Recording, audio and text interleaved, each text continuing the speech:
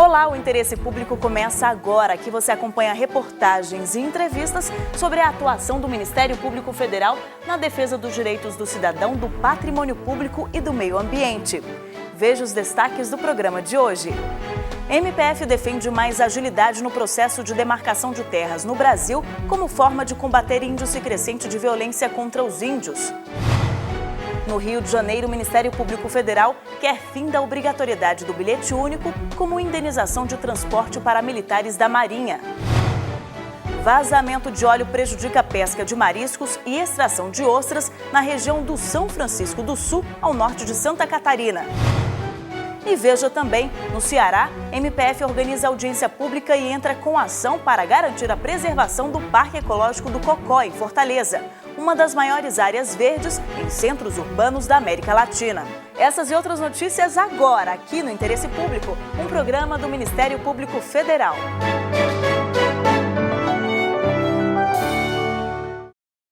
A disputa econômica que envolve a exploração das terras indígenas no Brasil é um dos principais obstáculos para a demarcação desses territórios. E a falta do reconhecimento das áreas das aldeias coloca os índios em condição vulnerável, principalmente na região norte. Segundo o relatório de violência contra povos indígenas no Brasil, houve um aumento nos crimes e ameaças contra os índios em disputas territoriais. No ano passado, 60 indígenas foram assassinados e 152 ameaçados de morte. O Mato Grosso do Sul, que tem a segunda maior população de índios do país, é o campeão em conflitos e assassinatos nas aldeias.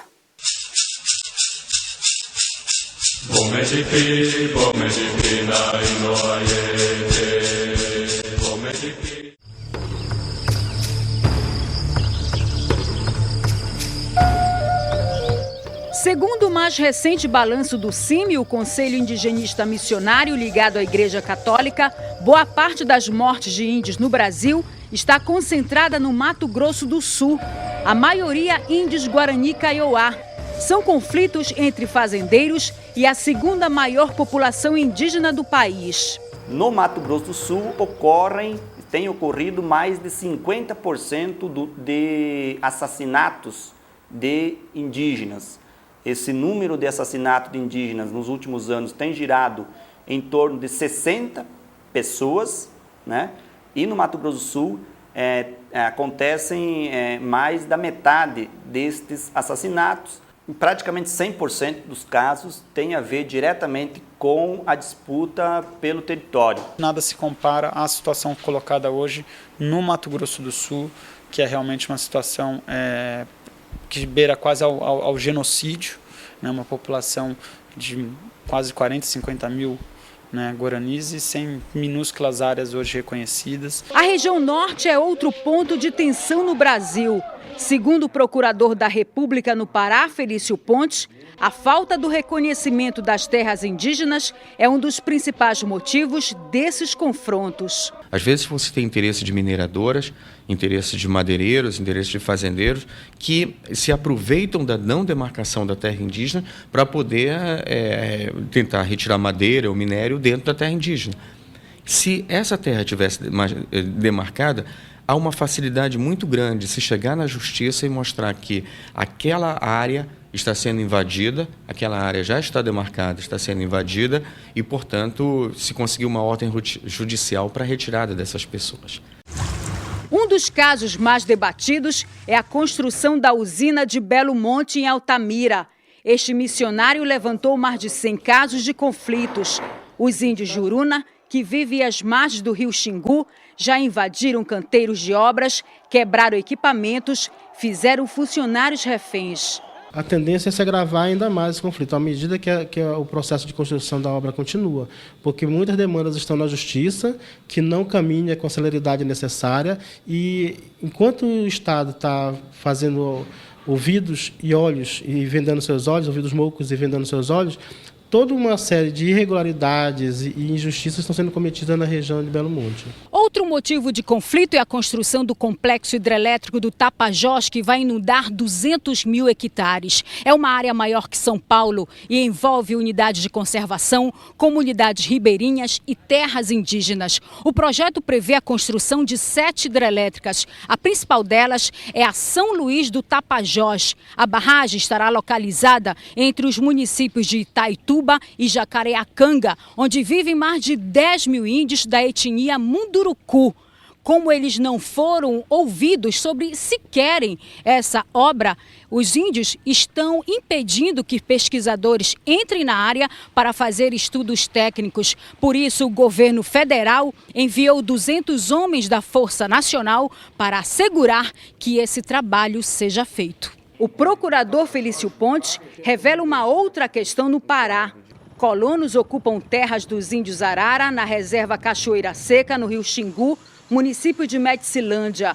Ali o processo de demarcação se arrasta há 30 anos. Houve já 2 ou 3 vezes laudos antropológicos para saber o limite dessas áreas e quando se chegou ao limite não se conseguiu, o governo federal não efetivou a demarcação da terra.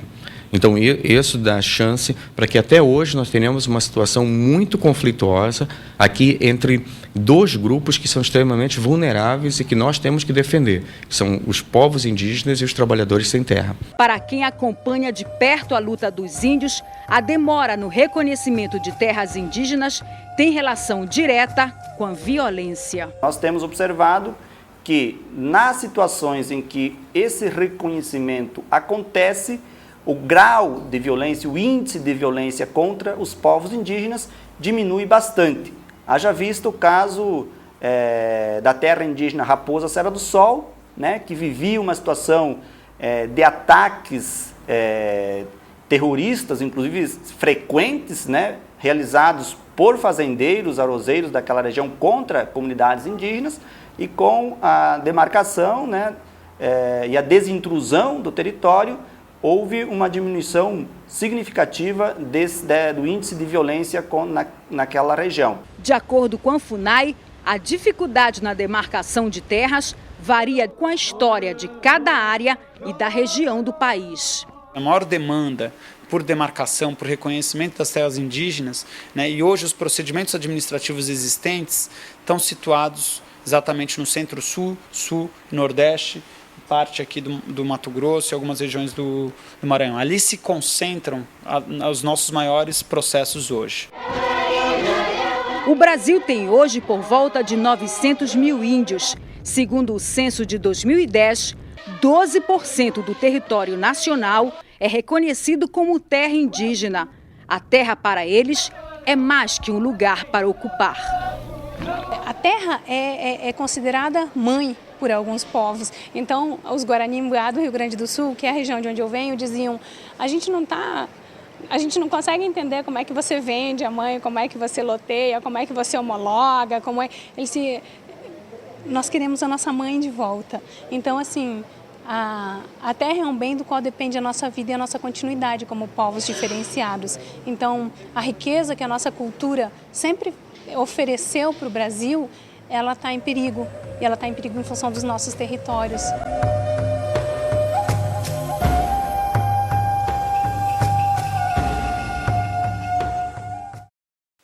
E no dia 19 de abril, Dia do Índio, a Câmara do MPF, que trata das populações indígenas e comunidades tradicionais, vai organizar uma audiência pública na sede da PGR em Brasília. O objetivo é debater a demarcação de terras no Brasil. O evento começa a partir de 2 da tarde. Participe! No próximo bloco, no Rio de Janeiro, o Ministério Público Federal defende o fim da obrigatoriedade do bilhete único como única alternativa para a indenização de transporte a militares da Marinha. É daqui a pouco.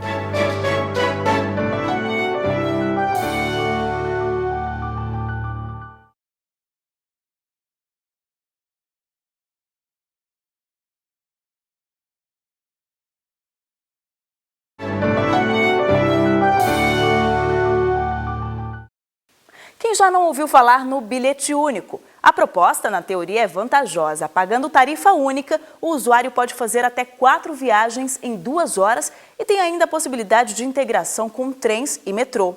Mas nas grandes metrópoles a ideia não funciona na prática por causa do trânsito. Em horário de pico, é impossível pegar 4 conduções em 2 horas. Por isso, no Rio de Janeiro, o MPF quer o fim da obrigatoriedade do bilhete único como uma forma de indenização de transporte para militares da Marinha. Com medo de represálias, este servidor civil lotado na Escola Naval, no Rio de Janeiro, prefere não mostrar o rosto. Ele procurou o Ministério Público Federal e denunciou que foi coagido a declarar valores falsos no pedido de auxílio-transporte e ainda diz que sofreu ameaças caso se recusasse a aderir ao bilhete único, benefício concedido pelo governo do estado que permite ao usuário pegar 2 ônibus no intervalo máximo de 2 horas. Não foi conseguir nenhuma opção. Só bilhete único. Tentada nenhuma opção, só bilhete único. Como é que você se sente? Insatisfeito em razão do prejuízo financeiro, né? Complementando passagem, caso de atraso das conduções. Ainda de acordo com a denúncia, o caso mais grave aconteceu aqui, no Centro de Instrução Almirante Alexandrino da Marinha do Brasil. Os militares que se negaram a fazer tal declaração foram constrangidos a passar dias inteiros em pé no pátio como forma de punição. Uma lei federal e uma medida provisória vetam que militares e servidores civis lotados nas unidades das Forças Armadas sejam vinculados ao bilhete único como forma de pagamento do auxílio-transporte. O procurador da República no Rio de Janeiro, Edson Abdon, autor da ação civil pública, explica que o pagamento deve ser feito em dinheiro. Essa medida provisória ela prevê expressamente que o pagamento é feito em pecúnia, em dinheiro, e não na forma do bilhete único, que é uma lei estadual que deve ser aplicada apenas aos militares e aos servidores do Estado, e não aos servidores e militares federais. A ação civil pública é contra a União, que por meio do Ministério da Defesa e comandos militares estaria reduzindo o valor do auxílio-transporte, fazendo com que os militares e servidores fossem obrigados a pagar do próprio bolso os custos com o transporte. Em novembro do ano passado, o MPF no Rio de Janeiro já havia enviado recomendação aos comandos militares alertando sobre a ilegalidade. Esses militares, eles estavam tendo problemas. Primeiro, porque alguns moram em locais que não têm acesso ao bilhete único, moram muito distantes. Outros, porque o bilhete único, na hora que eles passavam de um transporte para o outro, passava das 2 horas exigidas por conta da distância, né, e dos congestionamentos do Rio de Janeiro, entre outras questões que estavam acontecendo e que eles estavam tendo prejuízos financeiros, né, eles estavam tendo que arcar do próprio bolso, né, do soldo que recebiam, para custear as despesas de transportes, o que é inconcebível. Em nota, a assessoria de comunicação do Comando Militar do Leste esclareceu que o valor do auxílio-transporte é descontado mensalmente no contra-cheque e o valor é depositado em conta corrente pelo sistema de pagamento de pessoal do Exército. Eu espero primeiro que a Justiça Federal determine aos comandos militares que se abstenham de coagir aos militares, seja essa coação psicológica, né, de ou assina ou não recebe dinheiro, seja a própria obrigação de aderir ao bilhete único. Em nota, a assessoria de imprensa da Marinha informou que o Centro de Instrução Almirante Alexandrino não adota medidas que infrinjam os princípios da legalidade e da moralidade inerentes à administração pública.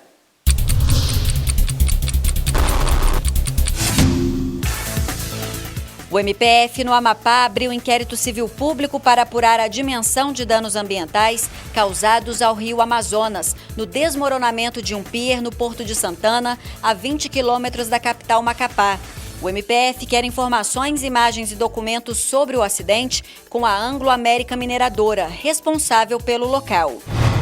Na Bahia, MPF denunciou 5 pessoas por formação de quadrilha armada e contrabando de peças de montagem de máquinas caça-níqueis.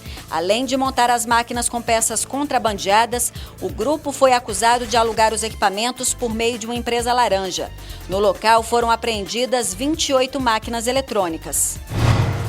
No Maranhão, o Ministério Público Federal entrou com uma ação civil pública contra o município de São Luís. O objetivo é cobrar da Prefeitura providências urgentes para garantir a segurança dos voos. O perigo é provocado pelo acúmulo de lixo ao redor do aeroporto, que atrai urubus e pode causar acidentes. A seguir, vazamento de óleo na costa norte de Santa Catarina prejudica a pesca de mariscos e a extração de ostras e preocupa os produtores. E no Ceará, a audiência pública promove debates sobre preservação do Parque Ecológico do Cocó, uma das maiores áreas verdes de centros urbanos da América Latina. A gente volta já já.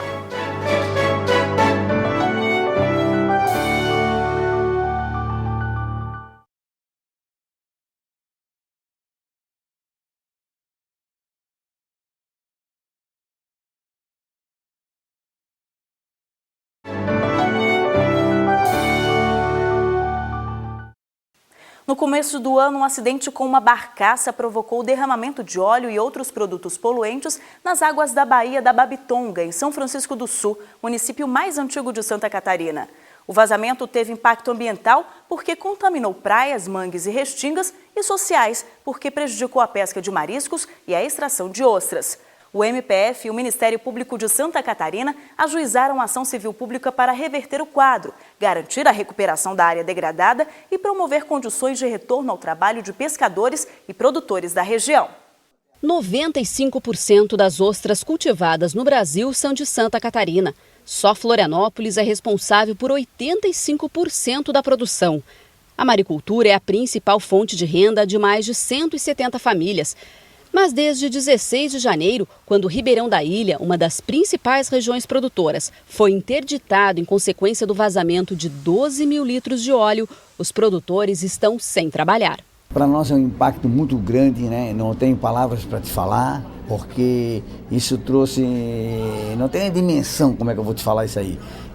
Isso trouxe um prejuízo muito grande, tanto na nossa mesa, da nossa alimentação, como na geração de emprego. As pessoas hoje estão paradas, não tem aonde fazer o quê? Porque nesse longo período de 20 anos de maricultura, as pessoas aprenderam a ser maricultor. O primeiro vazamento aconteceu em novembro. No entanto, só depois do segundo acidente, em meados de dezembro, é que a população foi informada. O óleo, que serviria para isolar um transformador desativado em uma subestação da Celesc, Centrais Elétricas de Santa Catarina, no sul da ilha, em Florianópolis, vazou e contaminou o solo. A Justiça Federal concedeu liminar na ação civil pública do Ministério Público Federal. O MPF pediu a adoção de um protocolo técnico de excelência para o acidente na Tapera. A ação civil pública que foi proposta pelo meu colega Eduardo Barragán foi justamente para tentar resolver o problema da contaminação gravíssima causada pelo vazamento desses transformadores da subestação da Celesc, lá na Tapera, né? Essa ação pretendia, inclusive, criar, em cima do princípio da precaução, criar obstáculos para que essa contaminação não chegue aos seres humanos, né? Porque como houve um vazamento muito grave em grande quantidade dentro de manguezal e de rio, e que evidentemente esse manguezal e esse rio estão ligados à Bahia, né, entre a ilha de Santa Catarina e o continente, haverá contaminação, já houve contaminação de animais, né, de peixes, de crustáceos, né, do plâncton, etc. Então, tudo isso, o final dessa cadeia alimentar é o ser humano. Entre as determinações da ação civil pública estão que a Celesc, a UFSC, Universidade Federal de Santa Catarina, e a Fátima, Fundação do Meio Ambiente, identifiquem todas as áreas contaminadas e sob suspeita, devendo eliminar a fonte primária de contaminação, isolar a propagação de todos os agentes contaminantes e avaliar preliminarmente os fatos para iniciar a fase de remediação dos danos. De acordo com a Gerência de Licenciamento de Empreendimentos em Recursos Hídricos da Fátima, o monitoramento da área está sendo feito. Nós estamos acompanhando todas as atividades que estão sendo executadas no local. No começo do mês foi iniciado e finalizado a atividade dos 2 canais periféricos, com o objetivo de isolar os canais atuais que estavam contaminados e desta maneira evitar o alastramento da contaminação, bem como favorecer a execução da atividade de remediação na área. Segundo este biólogo da Universidade Federal de Santa Catarina, o produto é prejudicial à saúde. Ele é cancerígeno, né? ele é tóxico. Se ele for ingerido em uma quantidade, ele vai apresentar sintomas imediatos, né? Mas a longo prazo ele pode causar câncer, ele pode causar problemas para mulheres grávidas, né? Tem os fetos. Então ele é extremamente tóxico e cancerígeno a longo prazo. É uma situação muito grave. Os produtos químicos que estão lá contaminando o mangue, rio, talvez o lençol freático, são extremamente nocivos à saúde humana, né? São cancerígenos, eles têm consequências muito graves também para futuras gestações, né? Então isso nos preocupa muito. No Ceará, regulamentar e proteger o meio ambiente do Parque Ecológico do Cocó, em Fortaleza, é uma preocupação do Ministério Público Federal no estado. Para debater formas de garantir essa proteção à maior área verde da capital cearense, o MPF organizou uma audiência pública e entrou com uma ação civil pública pedindo providências urgentes. O Rio Cocó tem 50 quilômetros de extensão, mas o Parque do Cocó está inserido apenas dentro de Fortaleza. São 3 áreas estruturadas para atividades de lazer, esporte, cultura e educação ambiental.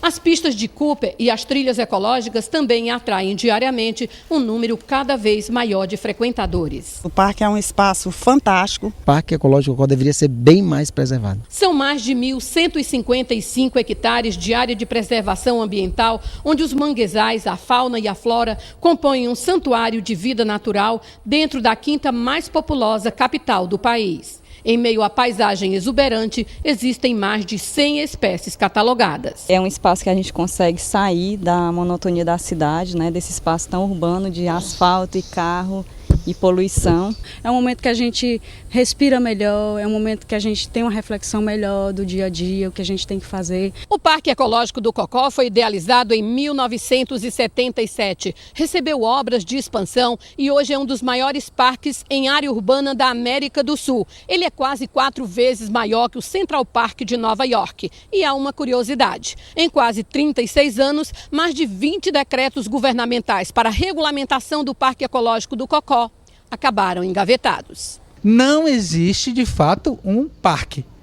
Criou-se essa ideia e essa ideia, tomara que ela venha a ser efetiva. A questão agora transcende a simples necessidade da criação de um parque, porque talvez a gente precise fazer um trabalho profundo de recuperação do que ainda resta.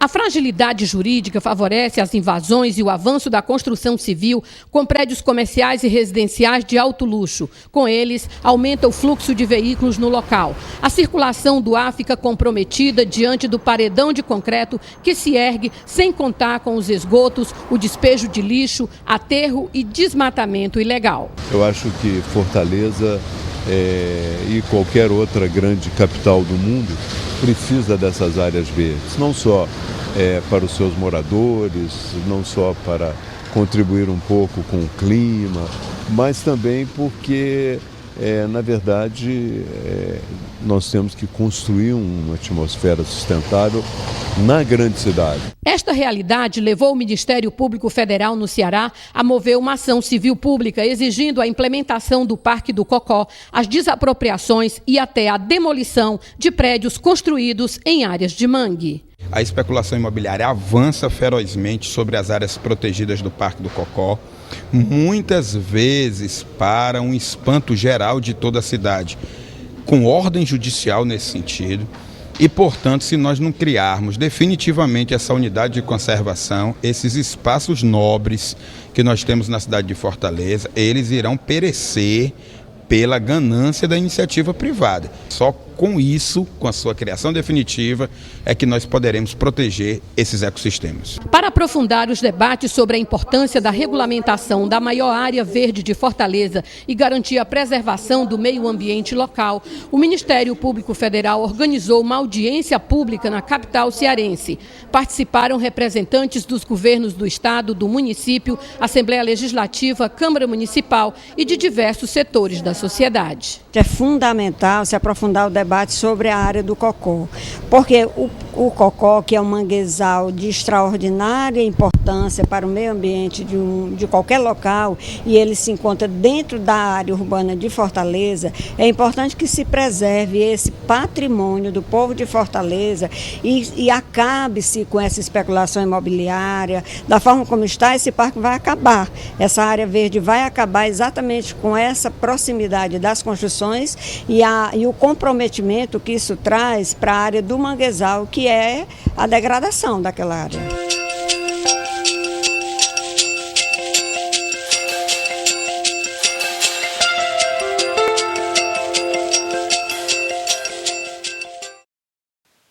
Quer participar do nosso programa? É só enviar sugestões pelo e-mail interessepublico@pgr.mpf.gov.br.